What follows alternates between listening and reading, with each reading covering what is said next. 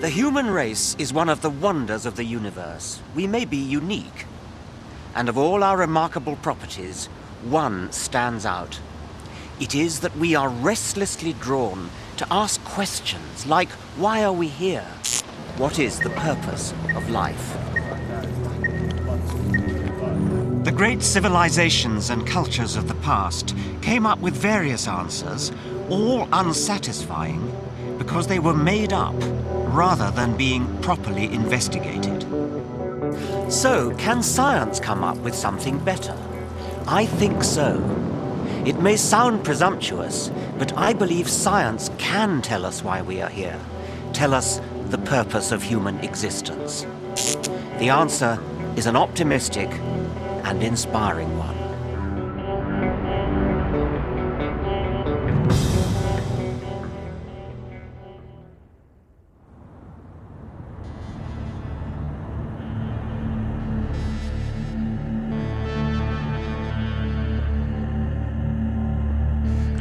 For most of the 500,000 years of human existence, we have been unable to answer the question of why we are here. It was only 150 years ago that science first tried to find an answer. In 1859, Charles Darwin published a book that changed the world. When Darwin first got up the courage to publish The Origin of Species, it shook the spiritual foundations of his age. Victorians had to come to terms with an entirely new set of unwelcome relations. We've got over it now. Most of us are happy to teach our children that we are descended from apes. We are apes. But I believe Darwin has another message for us, one that could be frightening if we let ourselves be intimidated. But it's exciting and uplifting if we have the courage to face it.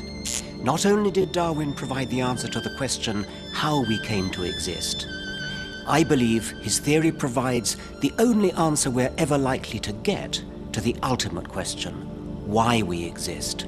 What is the purpose of life? There are some 10 million species on Earth. The displays here at the Natural History Museum in Oxford represent only a tiny fraction of them. But before Darwin, no one knew how animals came to be so varied or so complex. Every last detail of every creature's body and behavior seems exquisitely tailored to its environment. The platypus's webbed feet are built for efficient paddling, and its duck bill is a radar, electrically sensing its prey in the mud.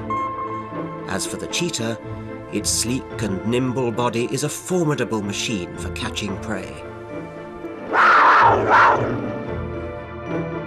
For centuries, people tried to understand why animals were so perfectly equipped for their tasks. They assumed that there was only one explanation: the natural world was designed, and the designer was God.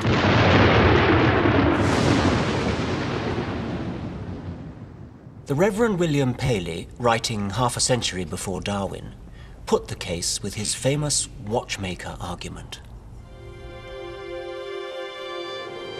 Imagine, Paley said, taking a walk on a heath. If you came across a rock, you wouldn't be surprised. The rock might have lain there forever. It doesn't need explaining. But a watch on the heath would demand an explanation. Its existence and complexity would require a big explanation. The intricate precision of the cogs, the accuracy with which it keeps time, these are evidence that the watch must have had a designer, a watchmaker. Surely, Paley went on, no less is required to explain the even greater complexities of nature. There must be a divine watchmaker. If I had read Paley in 1802, I would have agreed with him. But now things are very different. Charles Darwin has given us a much neater, more self-sufficient, and therefore more satisfying explanation. Darwin argued that there was no designer. And at first sight this seems like a ridiculous idea. Like Paley's watch, plants and animals appear to be staggeringly improbable combinations of their component parts, all working towards one end. Take the nuts, bolts, cogs and springs of a watch and recombine them at random as many times as you like. Only one arrangement tells the time. As the astronomer Fred Hoyle put it, the possibility that the parts of a living organism would spontaneously come together by sheer luck is about as likely as a hurricane blowing through a scrapyard spontaneously assembling a Boeing 747. So how does nature do it? Even a fly is arguably more complex than a 747. If there is no designer, how did the complexity and variety of life come about? There's a clue to how the process works in many people's back gardens. There aren't many times when the pigeon has played a starring role in science, but it was this commonplace bird that started Darwin on his journey of discovery. Darwin noticed that pigeon fanciers were able to breed new varieties. By carefully selecting mates, they had turned the ordinary pigeon into dozens of weird-looking birds with weird-sounding names. There were fantails, Jacobins, short-faced tumblers, and a score of other varieties. Darwin knew these all originated from one bird, the rock dove. And the pigeon breeder, Pat Pratt, can demonstrate that Darwin was right. If our fancy pigeons are allowed to breed as they like without any intervention at all from us, then in no time at all they will revert to this wild type. Usually the first or second crosses from our fancy pigeons will show some return to the drab blue colouring of the rock dove. The effort to create different types is called artificial selection. But perhaps, Darwin reasoned, a similar process could occur in the wild. But how could selection work in nature without a divine pigeon breeder to do the work?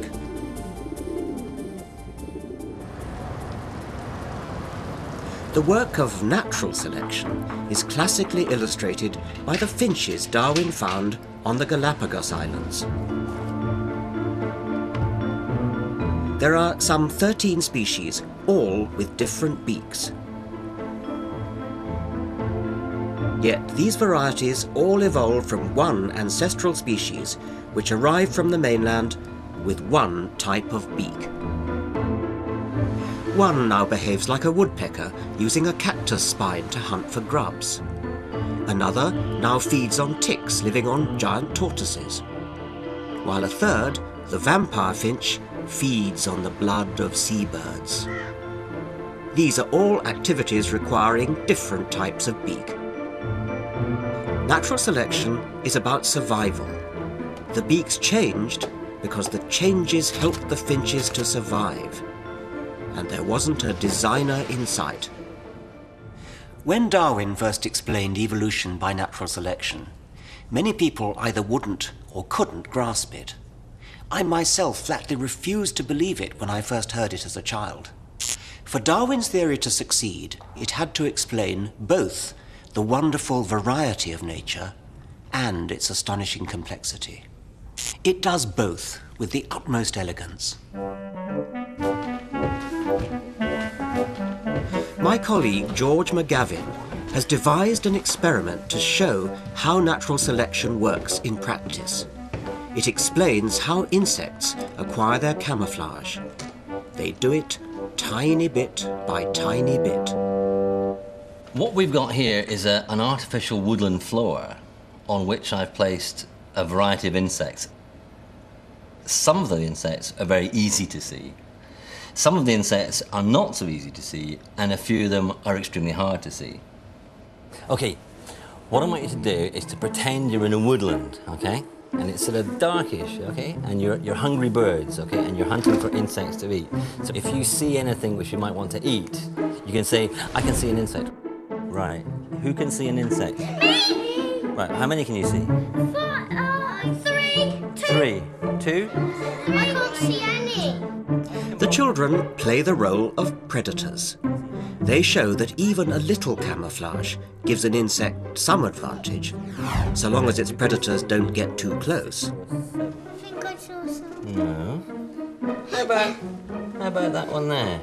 I saw that one. What's I that? saw that one. Caterpillar. A caterpillar. No one spotted What's that? that one. No one spotted that one. No, that's the last one I to be did. I spotted. spotted that one, but I just forgot. If you're obvious, your chances of being eaten are very high.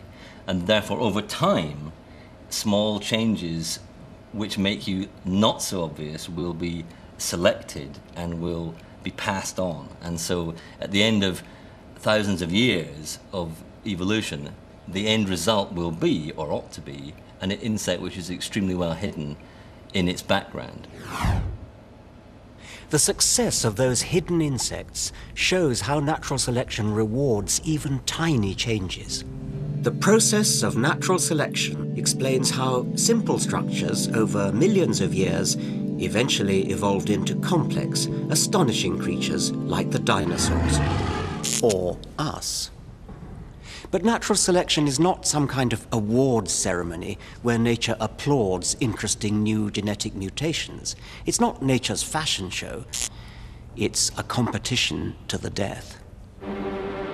Each individual within every species competes in the harsh, even bloodthirsty real world for access to resources and for opportunities to reproduce.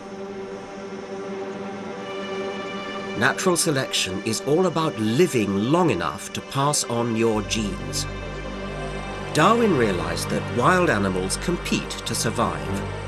More are born than the food supply can sustain. Inevitably, many die young or otherwise fail to reproduce. Amidst this widespread slaughter, every animal fights a relentless battle for survival.